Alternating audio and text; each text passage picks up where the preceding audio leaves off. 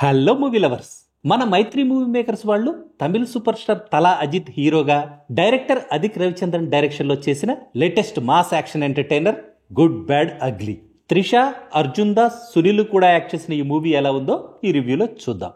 తన కొడుకు కోసం అస్త్ర సన్యాసం చేసి నార్మల్ లైఫ్ లీడ్ చేయాలనుకున్న ఒక డాన్ అదే కొడుక్కి ఆపదొస్తే మళ్ళీ డాన్ అవతారం ఎత్తి గ్యాంగ్స్టర్ గా మారి తన కొడుకును సేవ్ చేసుకోవడం కోసం ఏం చేశాడనేదే ఈ మూవీ బేసిక్ స్టోరీ. పెద్దగా స్టోరీ ఏం లేకపోయినా ఫ్యాన్సీని టార్గెట్ చేసుకుని చేసిన యాక్షన్ సీక్వెన్స్లతో, మాస్ ఎలివేషన్స్ తో ఫస్ట్ హాఫ్ డీసెంట్ గా ఉంది. ఇంటర్వెల్ ట్విస్ట్ కూడా బాగుంది. ఫ్లాష్ బ్యాక్ తో ఇంట్రెస్టింగ్ గా స్టార్ట్ అయిన సెకండ్ హాఫ్ ఆ తర్వాత కొంచెం స్లో అయింది. కానీ మంచి ఎమోషనల్ సీన్స్ తో పాటు అజిత్ కూడా తన వింటేజ్ లుక్ తో ఇంప్రెస్ చేశాడు. ప్రీ క్లైమాక్స్ ట్విస్ట్ కూడా బాగుంది. ఓవరాల్ గా మూవీ అయితే పర్లేదు, చూడొచ్చు అనేలా ఉంది.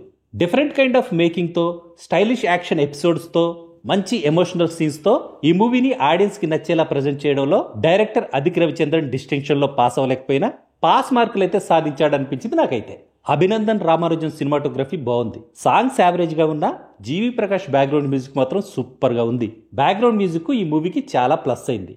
ఒక మాటలో చెప్పాలంటే అజిత్ వన్ మ్యాన్ షో అని చెప్పొచ్చు ఈ మూవీని.